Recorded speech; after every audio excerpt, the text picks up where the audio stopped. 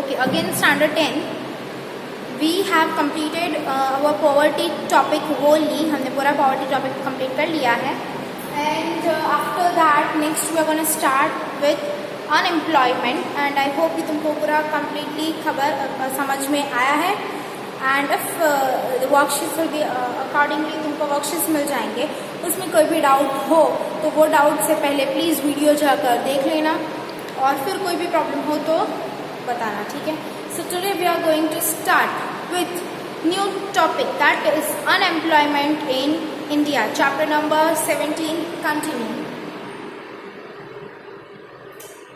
Chief Minister Village Hospitals were helped through मां अन्नपूर्णा योजना. और ये जो वीडियो है वो मतलब कुछ योजना जो बाकी थी तो फॉर 2 मिनट्स से बाकी है वो टॉपिक जो लास्ट है वो तुम देख लो and then we will conclude. Under this program, मां अन्नपूर्णा योजना. Under this program, मां अन्नपूर्णा योजना. मां अन्नपूर्णा योजना, under which poor people are being fed. Below poverty line in cities and villages are given 35 kilograms food grains per family every month by Gujarat government, which is provided free of cost, and the poor people of middle class are given 5 kilograms food grains at low rate. ये हमने BPL के अंदर पढ़ लिया था. Cost of rupees 2 per kilogram, rice rupees 3 per kilogram at fair price shops. 3.62 crore people who are covered under this scheme get the benefits of food security, because of which a large sum of money spent on food will be saved. Objective behind it is to bring happiness on the face of people, because they will be spending their saving to purchase other things and improve their standard of living. Sansad Adarsh Gram Yojana. Objectives of this scheme is to stop migration of the people from the villages to city. For this, members of the parliament improve education, health, employment facilities in the village. और ये चीज़ हमने पहले भी कर ली थी कि because of lack of education, because of lack of availability of employment resources, and because of lack of infrastructural facilities, and due to low standard of living, many people migrate from rural area to urban area in search of job, education, moreover, due to which urban unemployment and urban poverty also started prevailing. So there were certain steps being taken by government so that all such migration could be stopped. How it could be done? By providing employment opportunities to the rural areas, as we have already seen in agricultural sector, providing cottage industries, providing means give rise to cottage industries, female oriented many of the programs and the employment opportunities and products which are created in under cottage industries or Gru Udyog, which we say, are given rise. Then proper due education facilities are also carried, food facility to the people living below poverty line, education as well as higher education को uplift करने के लिए या उनको बढ़ावा देने के लिए भी कुछ प्रोग्राम्स जो होते हैं डे टू डे लाइफ में रूरल एरियाज में कैरी ऑन किए जाते हैं कि जिसकी वजह से बच्चे जो है वो पढ़े और पढ़ेंगे तभी तो वो अपने वी हैव सीन राइट. हमने बहुत सारे ऐसे एग्जाम्पल्स देखे और ज़्यादा साउथ इंडियन मूवीज़ में दिखाया जाता है कि बच्चे पढ़ लिख कर वापस अपने गाँव आते हैं और गाँव को अपलिफ्ट करते हैं. और स्वदेश was one of the best example, ठीक है. तो ऐसा नहीं कि यू जस्ट मूव, पर जबकि वो अगर इंसान पढ़ा लिखा होगा तो वो अपने पूरे जो भी रेसिडेंशियल एरिया है जो रूरल एरिया है उसको भी अपलिफ्ट करेगा. और अगर वो सब चीज़ें उसको अपने ही एरिया में मिलती रहेगी या मिल जाएगी तो शायद उसको उस एरिया को छोड़ने की ज़रूरत ही ना पड़े. Village adopted by them in their constituency. Thus, they set up ideal village. Other than this, to create permanent public assets, to develop opportunities for good life, rural upliftment, taking care of cultural heritage, creating opportunities for employment through social harmony, increase in human development, etc. Mahatma Gandhi National Rural Employment Guarantee Act. Mahatma Gandhi national rural employment guarantee act, okay, जो पूरी की पूरी है, उसके तहत में जितने भी रूरल एरिया से उसमें डेवलपमेंट होना चाहिए, उनको एम्प्लॉयमेंट मिलना चाहिए। कैसे?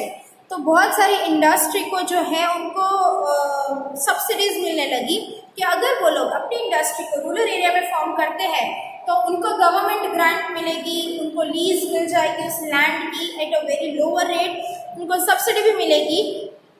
और उनको कंडीशन ये है सिर्फ कि उनको वहाँ के रूरल पब्लिक जो भी है उनको एज अ लेबर यूज़, मतलब इंफ्रास्ट्रक्चर के लिए तुम यूज़ करो।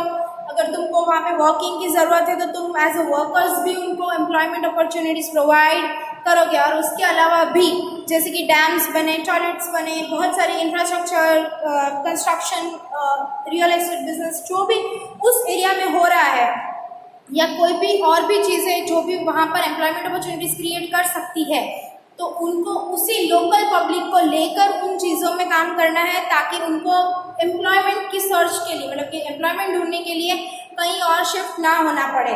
और हालांकि अभी लोग जितना भी due to this corona and pandemic जितना कोसना है उतना कोस ले, but it is being said कि गुजरात में से सबसे ज़्यादा माइग्रेंट्स थे, हरियाणा, पंजाब की, फ्रॉम दोज प्लेसेस भी जो ट्रेन से उन्हीं को दौड़ानी पड़ी। तो उसका मतलब क्या हुआ कि these are the state which provides highest opportunity for the employment।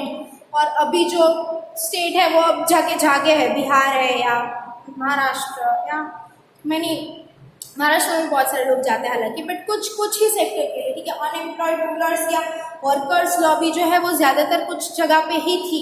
तो अगर उनको अपने ही स्टेट में एम्प्लॉयमेंट मिल जाता या एजुकेशन मिल जाता तो हो सकता था कि उनको यहाँ तक आने की ज़रूरत ही नहीं पड़ती, राइट। तो hence this steps were undertaken under the Mahatma Gandhi act. MNREGA, और इसके मनरेगा के ऊपर तो बहुत सारे सवाल भी उठे थे when the Modi government came into force. Political views gave what is actually being done under MNREGA, have it been implemented accordingly or not, and all, you know.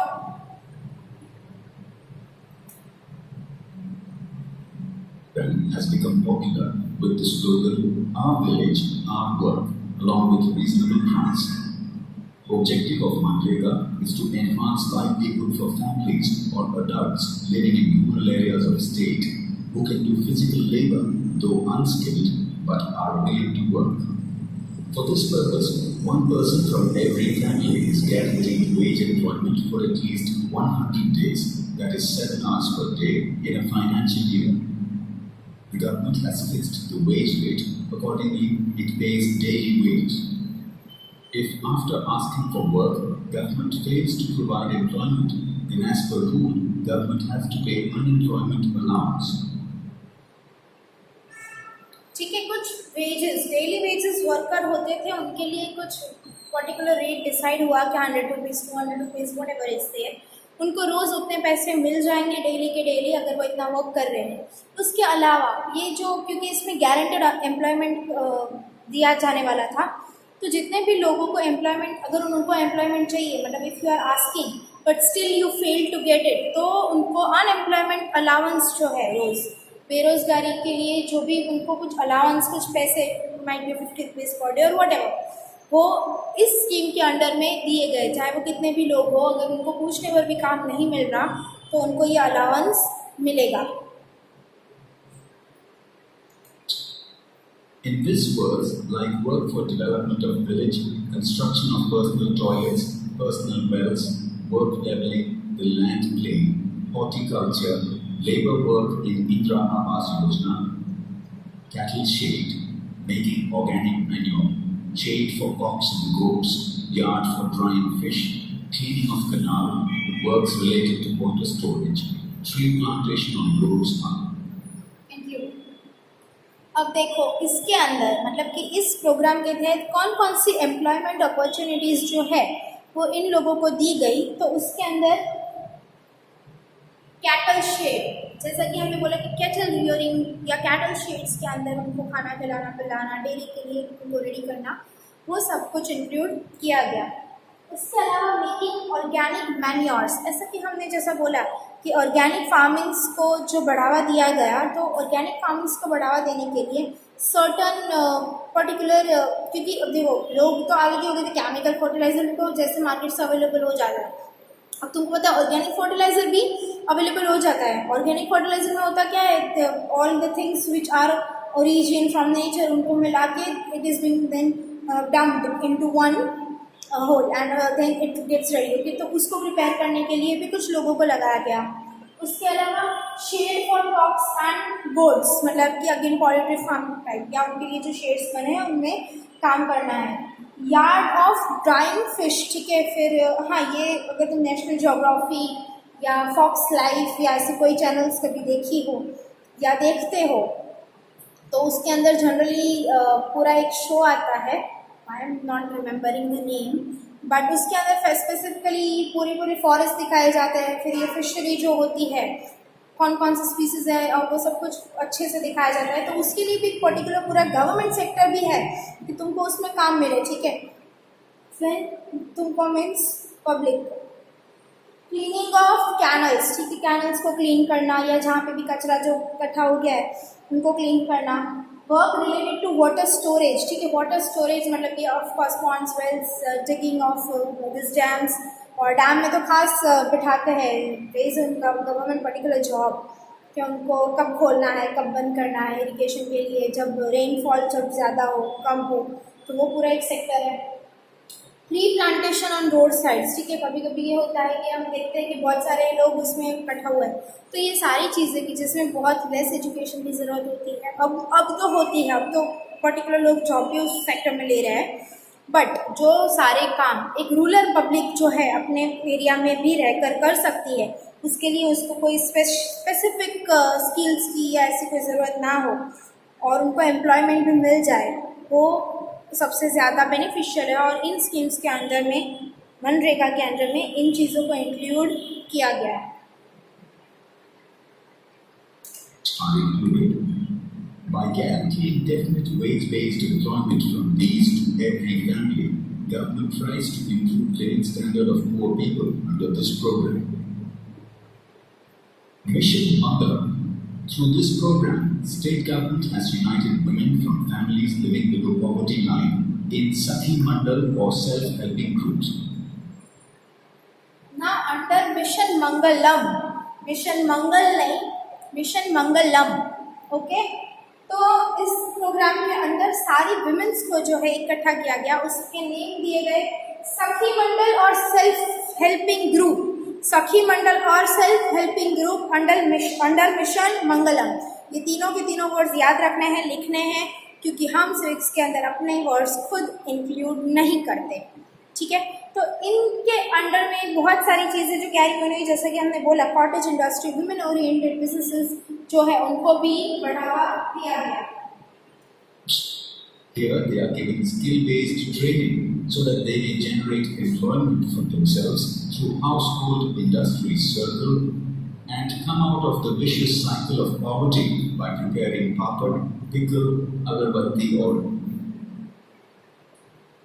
ठीक है। इसके अंडर में जैसे कि हमने बोला कि कॉटेज इंडस्ट्रीज डेवलप हो और वुमेन्स को एम्प्लॉयमेंट मिले, तो किस सेक्टर में उनको, तो वो जो है वो घर पे पापड़ मीन्स की बहुत सारा नाश्ता भी बनता है, पापड़, देन अगरबत्ती जो होती है हम यूज़ करते हैं वो बनती थी, देन पिकल मतलब कि अचार, सारी वुमेन ओरिएंटेड जो चीज़ें मतलब जो वो खुद कर पाए without any kind of education भी, उन सभी चीज़ों को बढ़ावा दिया गया। स्पेसिफिकली हम बोल सकते हैं इन सभी को गृह उद्योग, कॉटेज इंडस्ट्रीज़ को बढ़ावा दिया गया, जिससे विमेन एम्पावरमेंट और वुमेन्स को भी एम्प्लॉयमेंट जनरेट करने की अपॉर्चुनिटी मिले, जिससे कि unemployment as well as poverty दोनों रिड्यूस हो पाए।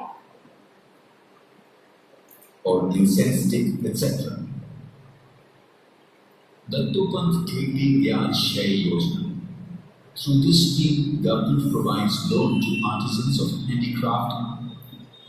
Now, जो भी हैंडीक्राफ्ट और हैंडलूम में इंडिया बहुत ज़्यादा आगे है, बहुत सारे ऐसे स्पेसिफिकली, और इसमें तो आदिवासियों का भी बहुत ज़्यादा इन्वॉल्वमेंट है, ठीक है। ऐसा ही नहीं कि जो लोग कुछ रूरल में रहते हैं या बिल्कुल जिनको शायद हम बोल सकते हैं कि अलिप्त कहवाई ना चाहिए, कि who are not at all in the world, वो लोग के पास भी बहुत आर्ट होती है। जैसे कि इसमें हम तुम स्क्रीन पे देख देख पा रहे हो तो आई होप कि ये बास्केट बना रहा है, ठीक है। ये जो लेडी है तो वो जो बड़े बड़े व्हेन यू गो एंड जिसमें वो चाय रखी जाती है प्लग करके, ठीक है, तो उसके जो बास्केट्स बंद है वो, फिर झाड़ू है या बहुत सारी छोटी बड़ी चीज़ें हैं जो हैंडलूम या हैंडीक्राफ्ट से बनती है।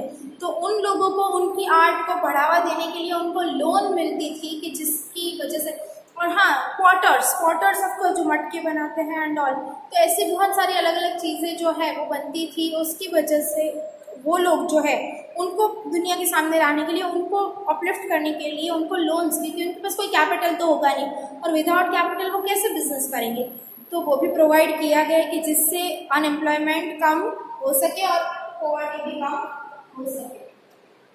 And handloom cottage industries at low rate of interest to purchase raw material. Jyoti Gram Udyog Vikas Yojana. Objective of this plan is to provide self-employment opportunities to the unemployed in the rural areas to increase income and set up industry by giving them economic help and subsidy for establishing industrial plant, implements, electricity, land, etc. With the new idea of Startup India, government provides training, free electricity, land and economic help to the unemployed youth who are interested in setting up industry. ठीक है, again make in India projects के तहत बहुत सारी चीज़ें की जाती है कि जिसमें जो यूथ है, जो यंग पीपल है, जो एजुकेटेड भी है और वो चाहते हैं कि वो एक इंडस्ट्रियल सेटअप करे या वो चाहते हैं कि वो अपना बिजनेस स्टार्ट करे, तो इन योजनास के अंदर में उनको जो ट्रेनिंग प्रोग्राम है, उनको इलेक्ट्रिसिटी है, उनको कोई भी फार्म इक्विपमेंट्स या कोई भी और इंडस्ट्रियल इक्विपमेंट्स की ज़रूरत है, उसके लिए लोन की ज़रूरत है, कैपिटल की ज़रूरत है, वो सब कुछ प्रोवाइड किया जाए कि जिसकी वजह से वो अपनी इंडस्ट्री को सेटअप करने में सक्सेसफुल हो, एक एम्प्लॉयमेंट खुद के लिए भी और रेसिडेंशियल अपने एरिया के अंदर भी वो लोग एम्प्लॉयमेंट अपॉर्चुनिटीज़ को क्रिएट कर पाए और पॉवर्टी को कम कर पाए। ऐसी सारी चीज़ें जो है वो उनको प्रोवाइड की गई। और as well as economic help और सब्सिडी, मतलब कि सब्सिडीज़ के में तो बहुत सारा, मतलब कि वो तो प्रोवाइड होता ही है, बट अलॉन्ग विद दैट उनको इन चीज़ों को करने के मोटिवेशन मिलेगा। ऐसा ही नहीं इंडस्ट्री हेल्प या इंडस्ट्रियल हेल्प या ऐसा नहीं कि जिसको करना है मतलब I am the person and I want to do तो मुझे ही मिलेगा, ऐसा नहीं। वो खुद गवर्नमेंट जाती है, वो इन चीज़ों के बारे में बताती है कि अगर आप करोगे तो आपको ये बेनिफिट मिलेंगे, तो आपका रास्ता ऑलरेडी आसान हो जाएगा। तो ऐसा नहीं होता कि कोई भी इंसान, वो ऐसे बहुत कम होते हैं कि जिनको फिक्र हो कि हमको सब करना ही है, उसको भी क्रिएट करना पड़ता है, लाइकिंग को भी क्रिएट करना पड़ता है, उस डायरेक्शन में लोगों को मोटिवेट करना पड़ता है कि वो ये स्टेप्स ले, ठीक है। तो ये भी सारे प्रोग्राम्स जो थे वो गवर्नमेंट ने एफर्ट्स किए और they undertook all those things, so people started establishing industrial projects in rural areas for getting all this subsidies and help from government. Vajpayee Bankable Yojana. Under the program, urban and rural unemployed of age group 18 to 65 who are educated till 4th standard are given training so that they may set up industry or carry on traditional craft. They are also given finance of fixed amount so that they may generate self-employment. Through Agro-Business Policy 2016, State government has implemented a plan to provide employment to 10 lakh people by setting the 10 lakh.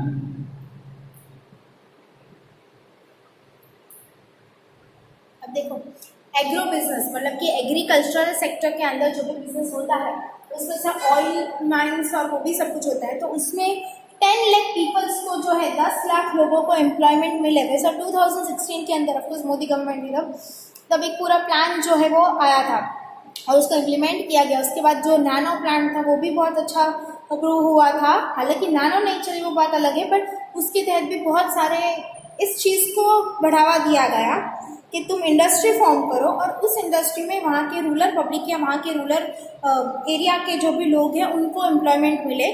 और इस scheme के under में 10 लाख और more than that people को employment opportunities create हो, ऐसे circumstances create किए गए थे, ठीक है।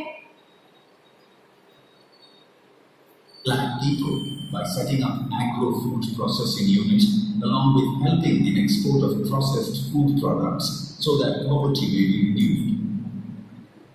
और India is very much rich in agriculture, ठीक है, India is one of the most forward in this, plus India के पास सारे क्लाइमेट है कि जिसमें फ्रूट्स पल्सेस सब कुछ उग पाए, तो हम उस चीज़ को एक्सपोर्टेबल बना पाए, उसकी क्वालिटी तो एनहेंस की गई, ये सब कुछ हमने ऑलरेडी कर लिया, बट उसके साथ साथ इन चीज़ों का बढ़ावा किस लिए भी दिया गया, ताकि इनकम जो फॉरेन इनकम है वो जनरेट हो और हम रेडीमेड फूड प्रोडक्ट्स जो है वो फॉरेन इंडस्ट्रीज में बेच पाए.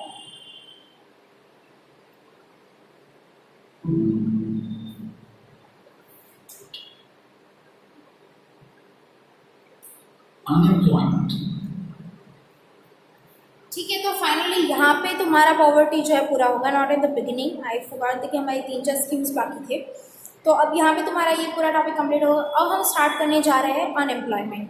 सो सी, ये जो क्वेश्चन है वो तुम लिख के रख दो कि कंपलसरी 4 मार्क्स में होगा, या तो वो अनएम्प्लॉयमेंट एक 3 मार्क्स में एक कंपलसरी क्वेश्चन होगा, एक 4 मार्क्स में होगा, या तो वो अनएम्प्लॉयमेंट होगा या वो पॉवर्टी होगा, दोनों में से या ऑप्शन में होते हैं जनरली, एक अनएम्प्लॉयमेंट में हो और एक पॉवर्टी हो. तुमको जो भी प्रिपेयर करना है तुम करो, पर फिर ऐसा नहीं कि हमने तो सिर्फ अनएम्प्लॉयमेंट ही किया था और पॉवर्टी किया, मतलब हमने सोच लिया था कि दोनों ऑप्शन में तो होंगी, तो हम सिर्फ एक इजी वाला कर लेते और फिर मैम दोनों ऑप्शन में एक ही टॉपिक आया, पॉवर्टी तो हमने किया ही नहीं था पर हमको ऑप्शन में पॉवर्टी ही मिला. तो नहीं, ऐसा नहीं करना, तुमको दोनों प्रिपेयर करने हैं ऑफ कोर्स, पर इसलिए करने हैं क्योंकि कंपलसरी तुम्हारे जो 7 मार्क्स है, 7 marks is really huge for standard 10, 7 to 8 marks जो है वो इस चैप्टर में से, और कभी कभी 10 मार्क्स तक भी चला जाता है क्योंकि 2 मार्कर में भी आ सकता है. तो 10 मार्क्स इज रियली ह्यूज तुमको फेच करने हैं इस चैप्टर में से, और ये बहुत इजी चैप्टर है, सच में बहुत इजी है. जब हम मिलेंगे तब हम इसको जब अलग तरीके से करेंगे उसमें तुमको पता चलेगा, बिकॉज इन स्टैंडर्ड 10 हमने बोले वो 9th में नहीं की चीज़ें, बट इन 10th में भी डू दैट. ओके, तो तुम सिर्फ प्लीज़ बेसिक कंसेप्ट समझ लेना, याद करना, ताकि जब भी हम मिल पाए और मिल ले तो तुमको मैं सिर्फ इतना बोलूँ कि हमने ये टॉपिक इसको किया था, वो भी रिमेम्बर, ठीक है, तो उससे हमारा काम आसान हो जाएगा. तो अब तक हमने किया पॉवर्टी, ठीक है, पॉवर्टी कैसे कैसे एराडिकेट हो सकती है, उसके रीजंस क्या है पॉवर्टी के, और कौन कौन से टाइप्स की पॉवर्टी होती है, और पॉवर्टी कैसे मेजर की जाती है, ये चारों टॉपिक्स जो थे वो हमने पूरे, और people living below poverty line वो कौन होते हैं, उनके लिए गवर्नमेंट ने क्या एफर्ट्स किए हैं. उसके बाद पॉवर्टी एराडिकेशन प्रोग्राम्स के लिए गवर्नमेंट ने कौन कौन सी योजनाएं बनाई है, ये सब कुछ टॉपिक जो है, इसमें 3 टॉपिक है. देखो तुम्हारा स्टैंडर्ड 10 ईजी हो गया है. एग्रीकल्चर में भी हमने कुछ टॉपिक वाइज पढ़ाई की थी, वाटर रिसोर्स पूरा एक टॉपिक था, चैप्टर 15 जो था इकोनॉमिक डेवलपमेंट उसमें हमने एक पूरा टॉपिक किया था. 16 में 3 टॉपिक किए थे एलपीजी. उसी तरीके से इसमें 3 टॉपिक है, पॉवर्टी, अनएम्प्लॉयमेंट और वर्ल्ड लेबर मार्केट, ठीक है. तो ये हमारा सेकेंड टॉपिक शुरू हुआ पूरा का पूरा. फिर ऐसा नहीं कि इतने टॉपिक, पॉवर्टी के टॉपिक्स अलग थे, poverty, then people living below poverty line, types of poverty, measurement of poverty, reasons of poverty, poverty eradication program, ये 5 टॉपिक पॉवर्टी के अंडर है. अब पूरा चालू हो रहा है new topic, that is unemployment. What is unemployment, हम पहले करेंगे डेफिनेशन, इंट्रोडक्शन पहले देख लेते हैं फिर करते हैं. Among current problems of India, problem of unemployment is crucial. Poverty originates due to unemployment. This is a long-term problem and has got deep-rooted in the economy. Maximum countries of the world are facing problem of unemployment. Meaning unemployment. One who is adult, whose age is 15 to 60 years, who is ready to work at the prevalent market rate of wages, has energy and qualification to work, who is in search of work but is not getting work. Such a person is said to be under qualification to work. What energy ready is 15 to. अब देखो unemployment बहुत बड़ा, तुम सबको पता है, बेरोजगारी, ठीक है, और बहुत सारे लोग जो है पढ़े लिखे भी होते हैं फिर भी वो अनएम्प्लॉयड होते हैं, ठीक है. तो अब तुमको करना क्या है कि उसका डेफिनेशन पहले हम करेंगे इंग्लिश में फिर हम करेंगे हिंदी में.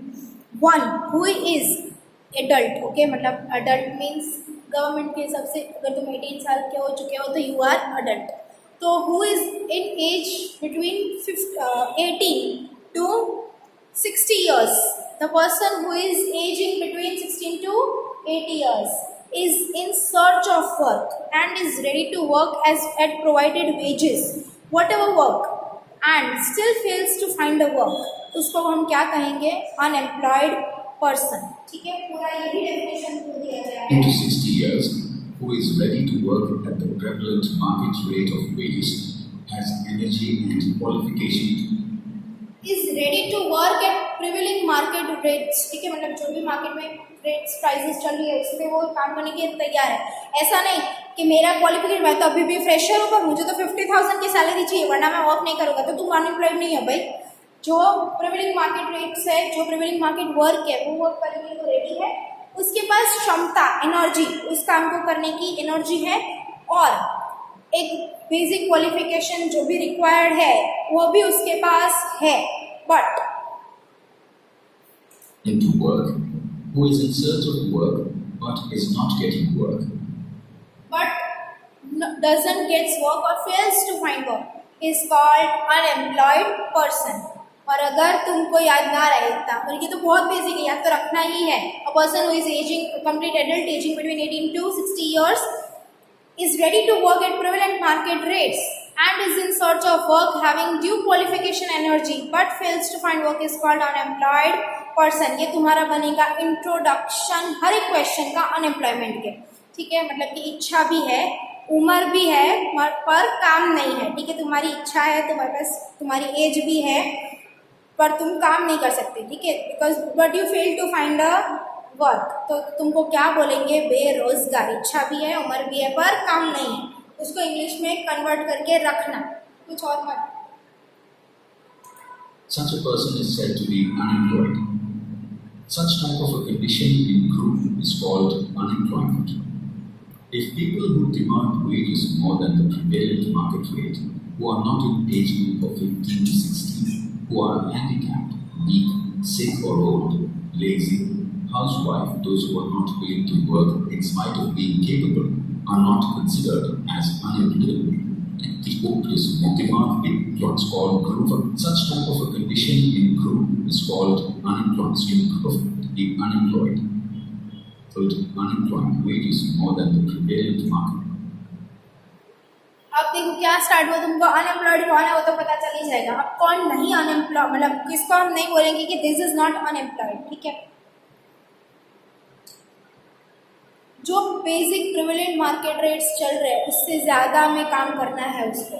ठीक है, तो उसको अनएम्प्लॉयड नहीं बोलेंगे। फिर विमेंस जो है, जो काम कर तो सकती है but they are not working, तो उसको भी हम अनएम्प्लॉयड नहीं बोलेंगे। ठीक है, फिर हैंडीकैप पीपल है, या फिर जो 18 से कम के या 60 से प्लस में जो है पॉपुलेशन, उसको भी हम अनएम्प्लॉयड नहीं बोलेंगे। ठीक है, तो जितने लोग, मतलब समझो ना, अगर जो भी लोग अनएम्प्लॉयमेंट की डेफिनेशन में आते हैं, मतलब 18 से 60 के बीच में है, क्वालिफिकेशन है, एनर्जी है, मतलब कि हैंडीकैप नहीं है, कोई भी फिजिकल या फिजिकली या मेंटली अनस्टेबल नहीं है, और जो वर्क प्रिवेलेंट मार्केट रेट्स पे सपोज 20,000 है तो 20,000 पे 30 चल रहा है, 30 वॉट एवर इज देयर, उस पर वो काम करने के लिए रेडी है, और उसके पास काम नहीं है, वही लोग सिर्फ अनएम्प्लॉयड है। उसके अलावा कोई भी लोग जिनके पास बाकी में इनमें से एक भी पॉइंट नहीं है, मतलब कि जो डेफिनेशन में कवर होता है उसमें से कुछ भी एक भी चीज़ नहीं है, तो they will not be considered as people, as unemployed people. ठीक है, तो ये याद रखना है। ये तुम्हारा हो गया अनएम्प्लॉयमेंट का definition. Market rate, who are handicapped, the housewife, those who are not willing to work in spite of being capable, are not. Types of unemployment. अब जो हमारा नेक्स्ट टॉपिक होगा वो होगा टाइप्स ऑफ अनएम्प्लॉयमेंट, वो भी 6 है। जैसा कि हमने एग्रीकल्चर में पूरा अच्छे से पूरा तुमको लर्न हो चुका होगा, मैंने जैसे चार्ट बोला था वैसे, अगर तुमने एग्रीकल्चर किया हो तो ठीक है, वैसे ही हमको अनएम्प्लॉयमेंट भी अच्छे से पूरा लर्न हो जाएगा। नहीं किया होगा, डोंट वरी, एग्रीकल्चर हम एक बार अच्छे से फिर से करेंगे, इम्पॉर्टेंट चैप्टर है। ओके, जो एग्रीकल्चर में हमने जैसा कि देखा था कि पोते खेती कर भी एंड ऑल, बहुत अच्छे से मैंने किया है। Please go and watch, I will मतलब वो बहुत इंपॉर्टेंट चैप्टर है, अगर वो किया होगा तो ये इसमें ज़्यादा मज़ा आएगा। सो ओके, नेक्स्ट लेक्चर में हम स्टार्ट करेंगे टाइप्स ऑफ अनएम्प्लॉयमेंट।